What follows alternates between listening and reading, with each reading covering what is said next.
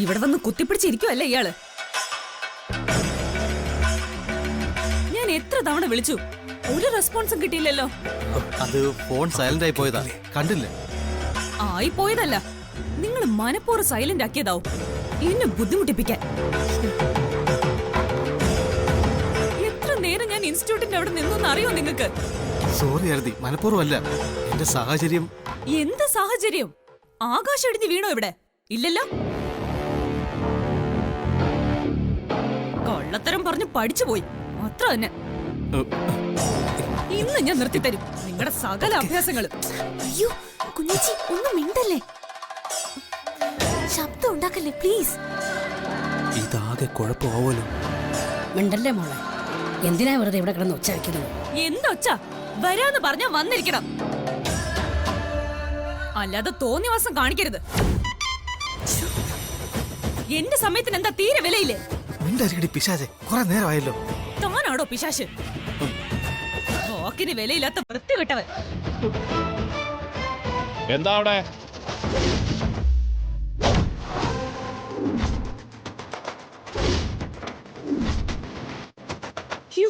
ദൈവമേ, എല്ലാം തീരുന്നു.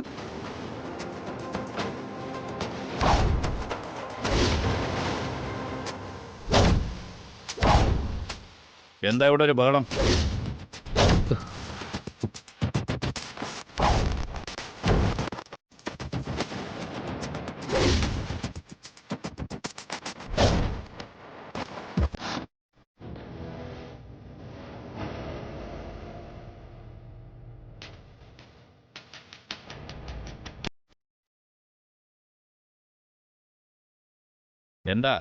എന്താണ് ഒരു ബഹളം? അത് കുട്ടികൾ വെറുതെ തമാശക്ക്. എന്ത് തമാശ? ആരാ ഇവരൊക്കെ? എന്റെ അച്ഛനും അമ്മ അടിയത്.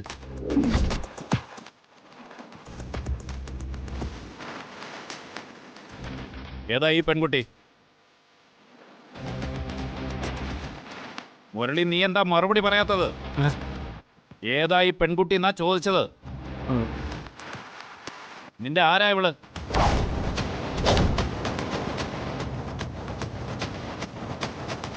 മോള് അഞ്ജലിയാണോ?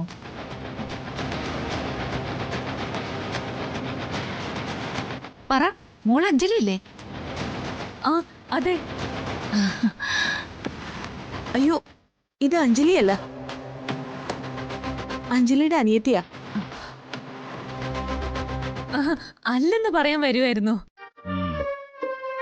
ഞാനേ ആരതിയാ. നല്ല കുട്ടി. ചേച്ചി നിന്നെ പോലെ മിടിക്കായിരിക്കും അല്ലേ? അയ്യോ, അഞ്ജലി ചേച്ചിയെ ശരിക്കും മിടുക്കി. ഇവള് ചേച്ചിയുടെ മുമ്പിൽ ആരുമല്ല.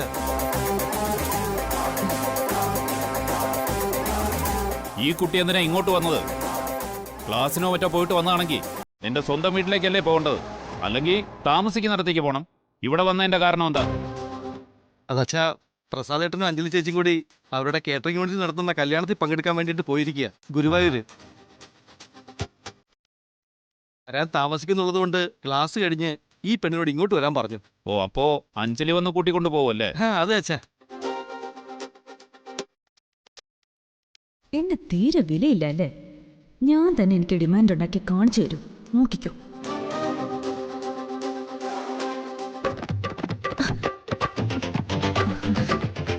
അനുഗ്രഹിക്കണം. ദീർഘായുഷ്മതീ ഭവ.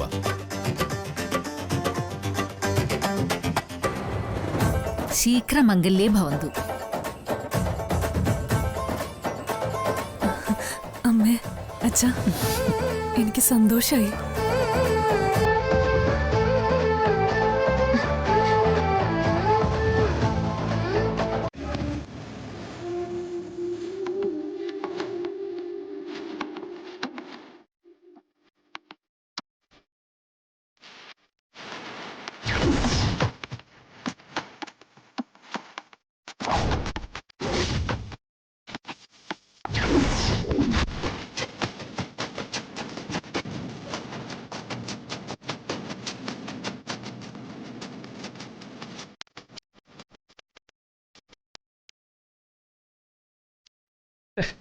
ഇതങ്ങോട്ട് ശരിയാവുന്നില്ലല്ലോ.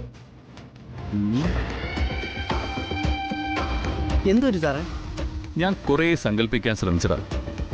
പക്ഷേ ദർശനയുടെയും സൗഭാഗ്യയുടെ മുഖങ്ങളുമായിട്ട് എനിക്കങ്ങോട്ട് കണക്ട് ചെയ്യാൻ പറ്റുന്നില്ല. അതേസമയം രാധയുടെ ചിത്രം നോക്കിയാൽ തന്നെ ജീവസുറ്റ ആ രൂപം കൺമുന്നിൽ കാണാൻ പറ്റും. അതിലൊരു കാര്യമുണ്ട്. സുഭദ്രാമ്മ സാറിന്റെ ഭാര്യയായിട്ട് ജീവിച്ചോളാം. അതേ രൂപം തന്നെ രാധയ്ക്കും വന്നിരിക്കുന്നത്. സ്വന്തം ഭാര്യയുടെ നിഴൽ കണ്ടാൽ പോലും ഒരു ഭർത്താവിന് തിരിച്ചറിയാം. ആ ആനുകൂല്യം രാധയുടെ കാര്യത്തിൽ കിട്ടും. എന്നാൽ ദർശനയും സൗഭാഗ്യം നേരിട്ട് കണ്ടാൽ മാത്രമേ അവരെ യഥാർത്ഥ രൂപം എങ്ങനെയെന്ന് പൂർണ്ണമായും മനസ്സിലാക്കാൻ പറ്റൂ. അത് താൻ പറഞ്ഞത് ശരിയാ. എന്നാലും ഒരെന്നാലും ഇല്ല. സാർ ഈ ചിത്രം വരച്ചു വാങ്ങിച്ചിട്ട് എന്തായി? ഇതിവിടെ ഇങ്ങനെ വെറുതെ വെച്ചിട്ട് എന്താ കാര്യം? ഇവരെ കണ്ടുപിടിക്കാൻ നോക്കണ്ടേ സാറിന്? അതിനുള്ള ചില പ്ലാനുകളും എന്റെ മനസ്സിലുണ്ട്. ഇപ്പോ എന്ത് പ്ലാൻ? പറഞ്ഞുതരാം. അന്നത്തേത് വെച്ച് ഇവർക്കിപ്പോഴുള്ള പ്രായം കണക്കാക്കി നോക്കുമ്പോൾ രണ്ടുപേരും ഏതെങ്കിലും കോളേജിൽ പഠിക്കുമായിരിക്കുമെന്ന് ഉറപ്പാ. അത് ശരിയായിരിക്കാൻ ചാൻസ് ഉണ്ട്. എന്നിട്ട് ഇവിടെ പ്രധാനമായും ഇപ്പൊ എത്ര കോളേജുകളുണ്ടാവും? അതൊരു 6 എണ്ണം കാണും. 7. അതാണ് കൃത്യം കണക്ക്. ഈ പടങ്ങളുടെ ഫോട്ടോ എടുത്ത് എല്ലാ കോളേജുകളിലും നമുക്ക് ഒരേ സമയം അന്വേഷിക്കാനൊന്നും പറ്റില്ല. അതുകൊണ്ട് ഓരോ ദിവസവും ഓരോ കോളേജുകളിൽ നിരീക്ഷിക്കാൻ നമുക്ക് ആൾക്കാരെ ഏർപ്പാട് ചെയ്യാം. അത് കൊള്ളാവുന്ന ജോലിയാണല്ലോ. ആളെ കണ്ടെത്താൻ കഴിഞ്ഞില്ലല്ലോ. സാരമില്ല, മൊബൈലിൽ ഈ പടങ്ങളുടെ ഫോട്ടോ എടുത്ത് ഞാൻ എന്ന് വിമൻസ് കോളേജുകളുടെ വാതിൽക്കൽ പോയി നിന്നോളാം.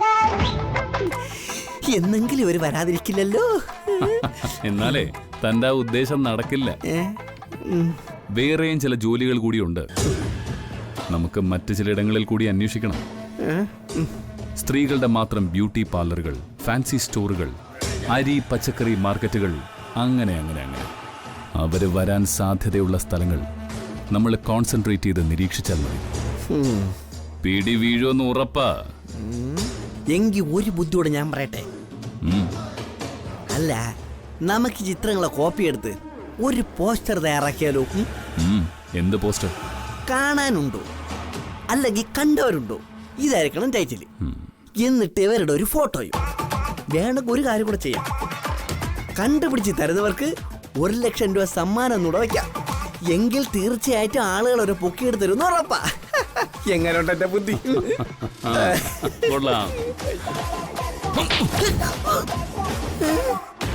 മേലാൽ ഇതുപോലെയുള്ള വിഡ്ഢിത്തരവും പറഞ്ഞുകൊണ്ട് വന്നാൽ ഈ വീട്ടിൽ കയറ്റില്ല.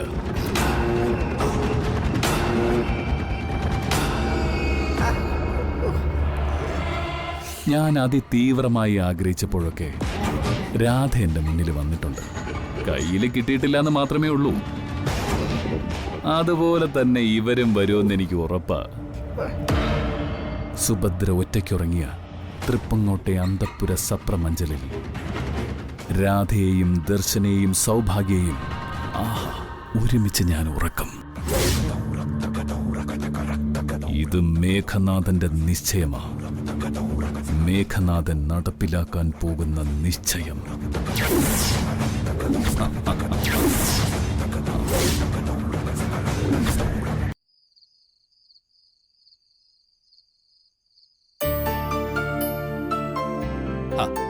വരുമെന്ന് ചോദിച്ചാൽ വരാതിരിക്കാൻ പറ്റുമോ സുധാര? കൃഷിഭവനി എന്നല്ലേ വിളിപ്പിച്ചിരിക്കുന്നത്. 2-3 വർഷം അനങ്ങാപ്പാറ പോലെ ഇരുന്നിട്ട് കണ്ണു തുറന്നു വരെയല്ലേ. നമ്മളായിട്ട് മുടക്കം പറയണ്ട, നമുക്ക് പോണം. ഞാൻ എത്തും. താൻ കർഷക സംഘത്തിലെ ബാക്കിയുള്ളവരെ കൂടി ഒന്ന് വിളിച്ച് പറഞ്ഞേക്ക്. ശരി, അപ്പൊ ശുഭരാത്രി. എന്താ, എന്തെങ്കിലും കുഴപ്പമുണ്ടോ അവിടെ? കുഴപ്പമാണോ ഗുണമുണ്ടോന്നൊക്കെ കൃഷിഭവനിൽ നേരിട്ട് ചെന്നാലേ അറിയാൻ പറ്റും. 3 വർഷം മുൻപത്തെ വരൾച്ചയിൽ കൃഷിനാശം സംഭവിച്ചവർക്കുള്ള സഹായ അപേക്ഷയിൽ തീർപ്പ് കൽപ്പിക്കാൻ തീരുമാനിച്ചത്രേ. സുധാരണ വിളിച്ചത്. എന്നാ ചെല്ലേണ്ടത്? നാളെ തന്നെ. അയ്യോ, അതെങ്ങനെയാ? പ്രസാദ് വരുന്നതിന് മുമ്പ് ഇവിടുന്ന് എങ്ങനെയാ പോകാൻ പറ്റുക? മാത്രമല്ല, ഇത്തവണയെങ്കിലും അഞ്ജലി ഒന്ന് കാണണമെന്നുണ്ടായിരുന്നു. എനിക്കുണ്ട് ആശയൊക്കെ. പക്ഷെ ഇതിപ്പോ അതല്ലല്ലോ സാഹചര്യം. മാറിയില്ലേ? അതിനനുസരിച്ച് പെരുമാറണ്ടേ? അത്ര തന്നെ. അല്ല, ഇതെന്താ പതിവില്ലാത്ത പരിപാടിയൊക്കെ? അതെ, ആ കുട്ടി തന്നു വിട്ടതാ. ആരതി ആ, അച്ഛന് കൊടുക്കാൻ പറഞ്ഞു. ആഹാ, അച്ഛനായോ ഞാൻ? അത് കൊള്ളാലോ. അതെ, അമ്മയെന്ന് വിളിച്ച് അടുക്കളയിൽ വെച്ച് നിർബന്ധിച്ച് ഒരു ഗ്ലാസ് കുടിപ്പിച്ചു. ആ, അതെ, കിടക്കുന്നതിന് മുമ്പ് ഇളം ചൂടുപാല് കുടിക്കുന്നത് നല്ലതാന്ന് പറഞ്ഞു. ഉറക്കം കിട്ടാനേ. ആ. നമുക്കിതൊന്നും അറിയാത്ത പോലെ നീ അങ്ങ് പെരുമാറി. കൊള്ളാം, നടക്കട്ടെ നാടകം. ആ.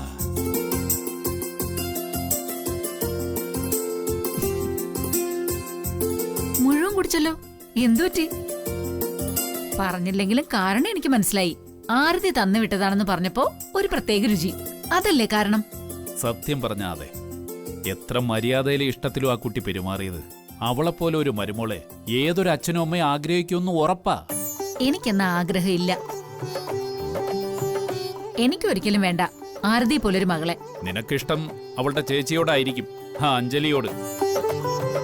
അഞ്ജലിയെപ്പോലൊരു കുട്ടി മകളായി വരുന്നതായിരിക്കും സന്തോഷം, അല്ലേ? ഒരിക്കലുമില്ല. അവരെ പോലുള്ള മക്കളെ ഞാൻ സ്വീകരിക്കില്ല. താല്പര്യമില്ല എനിക്ക്. അപ്പൊ നീ അവരോട് കാണിച്ച സ്നേഹം അടുപ്പൊക്കെ വെറും അഭിനയമായിരുന്നു, അല്ലേ? ആര് പറഞ്ഞു അഭിനയാന്ന്? എനിക്ക് ആ 2 കുട്ടികളോടും എന്റെ മക്കളോടുള്ളതിനേക്കാൾ ഇഷ്ടവും അടുപ്പവും കൂടുതലാ. എന്തൊക്കെയാ രുക്മിണി നീ പറയുന്നത്? ആകെ കൺഫ്യൂഷൻ ആയല്ലോ. ഒരു കൺഫ്യൂഷനും വേണ്ട. എനിക്ക് അഞ്ജലി ആരതിയും മക്കളായിട്ടല്ല വേണ്ടത്, മരുമക്കളായിട്ടാ. അമ്പടി കേമി, അപ്പൊ അതായിരുന്നല്ലേ നിന്റെ മനസ്സിലിരിപ്പ്? അത് തന്നെ. അഞ്ജലി എന്റെ കൃഷ്ണനും ആരതി എന്റെ മുരളിക്കും ഭാര്യമാരായി കിട്ടണം. അതാ എന്റെ ആഗ്രഹം. സത്യം പറഞ്ഞ കൃഷ്ണന്റെ കാര്യത്തില് എനിക്ക് രാധയായിരുന്നു ആവശ്യം. അത് നടക്കില്ലല്ലോ. ഇനിയിപ്പോ അഞ്ജലി ആയാലും എനിക്കും ഒക്കെയാ. അല്ല, ഞാൻ പറഞ്ഞത് കേട്ടിട്ട് രാധയോട് ഇഷ്ടക്കേടാണെന്ന് തോന്നുന്നു. ഏയ്, രാധയോടല്ല എനിക്ക് ഇഷ്ടക്കേട്. അവളുടെ ജീവിതം നശിപ്പിക്കുന്ന മേഘനാഥനോടാ. അവൻ നമ്മുടെ മകന്റെ ജീവിതം തകർക്കും. അതെനിക്ക് സഹിക്കാൻ പറ്റില്ല. അറിയാം, പക്ഷേ അവനും വേണ്ടി ഒരു ജീവിതമൊക്കെ. അഞ്ജലി ആവുമ്പോ കൃഷ്ണന് സ്വീകാര്യമായിരിക്കും, ഉറപ്പാ. ശരി, ആയിക്കോട്ടെ. അല്ല, 2 ആൺമക്കൾക്കും നീ വധുക്കളെ മനസ്സിൽ ഉറപ്പിച്ചു. ഇനി ഒരാളുകൂടി ഇല്ലേ, ഹരി? അവനും ആരെങ്കിലും കണ്ടുവച്ചിട്ടുണ്ടോ? സത്യം പറയട്ടെ, ഇവിടെ കണ്ടില്ലേ ആ കുട്ടി? ആ കുട്ടി എനിക്കിഷ്ടായി. ആര്യയെ. നിങ്ങൾക്കോ? അല്ല, ഒരു ജോലിക്കാരിയുടെ മകളാണെന്നുള്ള ന്യൂനത ഹരി കണ്ടില്ലെങ്കി? അവൻ തീർച്ചയായും കാണും രുക്മിണി. ജ്യേഷ്ഠന്മാർക്ക് നല്ല കുട്ടികളെ ആലോചിച്ചിട്ട് എനിക്കമ്മ വീട്ടുജോലിക്കാരുടെ മകളെയാണ് നോക്കിയെന്ന് അവൻ ചോദിച്ചാ നമ്മൾ എന്ത് മറുപടി പറയും?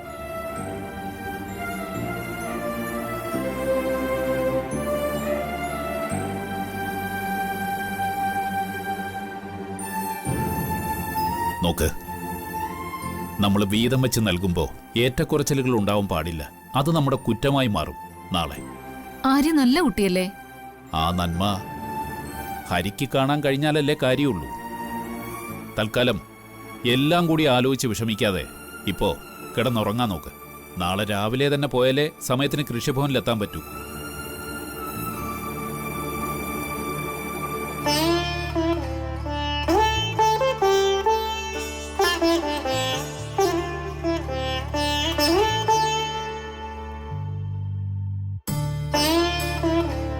ഭഗവാനെ, തൃപ്പങ്ങോട്ടപ്പാ. നിന്റെ തിരുമുറ്റത്ത് കളിച്ചു വളർന്ന കുട്ടികളാ. നീ വേണം അവരെ നോക്കിയും കണ്ട് സംരക്ഷിക്കാൻ.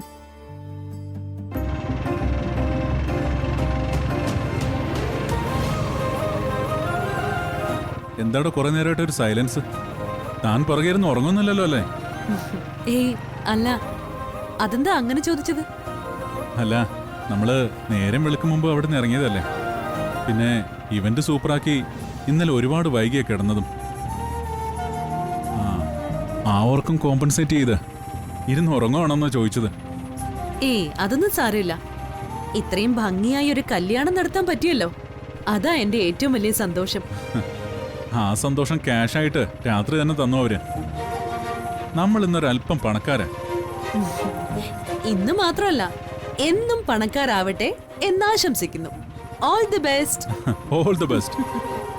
Thanks thanks a a lot. Lot.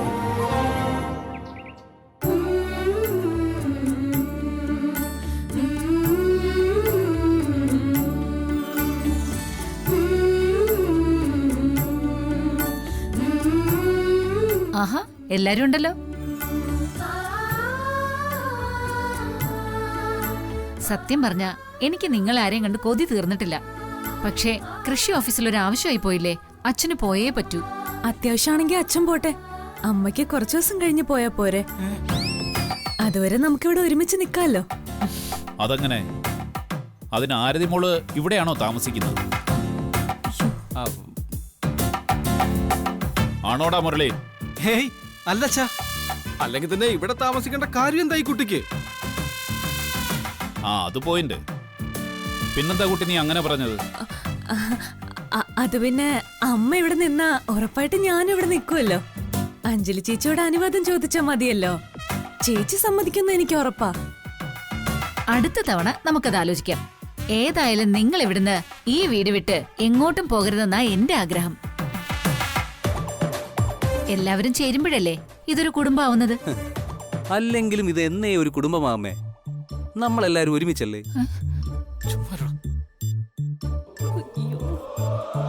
എല്ലാരും ഒരുമിച്ചോ? അതെങ്ങനെ?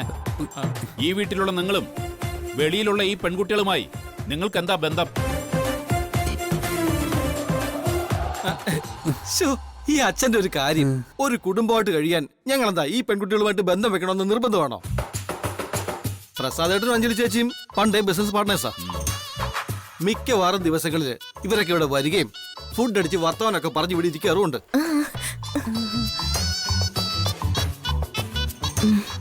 അപ്പൊ പിന്നെ ഞങ്ങൾ എല്ലാവരും ഒരു കുടുംബത്തിലെ അംഗങ്ങളെ പോലെയാണെന്ന് പറഞ്ഞ എന്താ ഒരു കുഴപ്പം?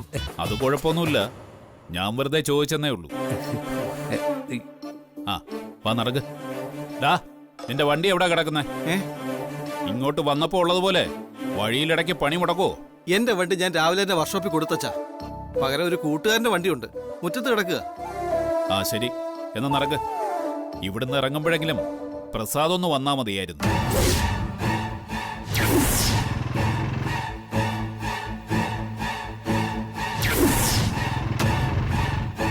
വാ പോ.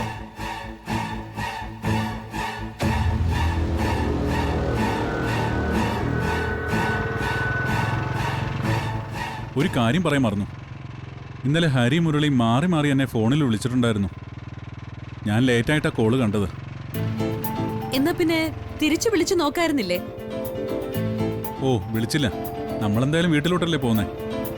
അപ്പൊ പിന്നെ എന്ത് ഭൂകമ്പ കാത്തിരിക്കുന്നേന്ന് നേരിട്ട് എന്നെ കാണാലോ എന്ന് കരുതി. ദാ ഇപ്പം തന്നെ നമ്മളങ്ങ് എത്തുമല്ലോ, അപ്പൊ നേരിട്ട് ചോദിക്കാം പോരെ?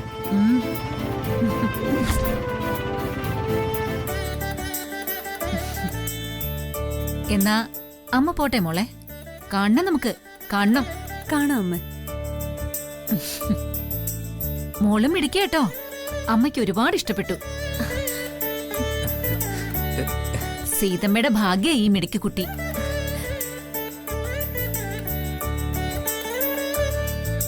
പക്ഷേ എനിക്ക് തിരിച്ചാ തോന്നുന്നത്. ഈ പെൺകുട്ടികളെല്ലാം രുക്മിണി അമ്മയുടെ ഭാഗ്യമാണെന്നാ. എന്റെ ഭാഗ്യോ? അതിന് ഇവരാരും എന്റെ മക്കളല്ലല്ലോ, മരുമക്കളും അല്ല. പിന്നെങ്ങനെ എന്റെ ഭാഗ്യം എന്ന് പറയുന്നത്? അമ്മയുടെ മക്കളുടെ ഒപ്പമല്ലേ ഇവരെല്ലാരും, അതാവും സീതമ്മ ഉദ്ദേശിച്ചത്. അതെങ്ങനെയാടാ ഹരി? നീ ഇത് പലതവണയായി പറയുന്നുണ്ടല്ലോ. കേട്ടിട്ട് എന്റെ സംശയം ഇവരെല്ലാം ഇവിടെ തന്നെയാണോ സ്ഥിര താമസമെന്നാ? അല്ലച്ചാ, ഞങ്ങൾ ഇവിടെ ഇടയ്ക്കിടയ്ക്ക് വരുന്നേ ഉള്ളൂ. എങ്കിൽ ശരി, ഇനിയിപ്പൊ നിന്ന് താമസിക്കണ്ട, വാ പോവാൻ നമുക്ക്. അതെന്താടാ പെട്ടെന്ന് ഞങ്ങളെ പറഞ്ഞേക്കിയ ഒരു ധൃതി പോലെ? ഞങ്ങൾ പോയിട്ട് ഇവിടെ എന്തോ കാര്യം ചെയ്യാനുള്ള പോലെയാണല്ലോ മട്ടും മാതിരിയും. അയ്യോ എന്റെ പൊന്നച്ഛ, അച്ഛനല്ലേ പറഞ്ഞത് കൃഷിഭവനിൽ പോണമെന്നും വരൾച്ച ദുരിതാശ്വാസമൊക്കെ വാങ്ങണമെന്നൊക്കെ. അതാ ഞാൻ പിന്നെ. ശരി ശരി, നടക്കട്ടെ കാര്യങ്ങൾ.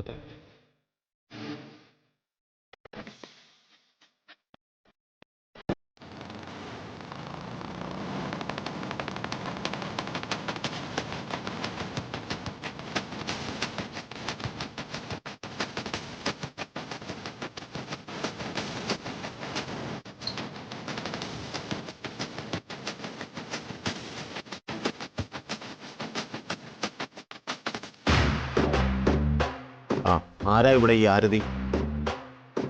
ഞാന് ഒരു രജിസ്റ്റേർഡ് ലെറ്റർ ഉണ്ട്.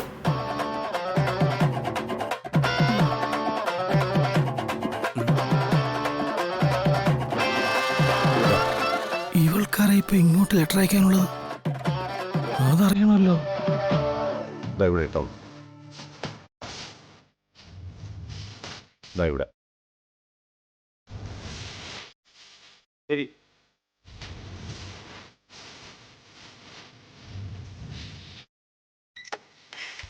ഓക്കെ.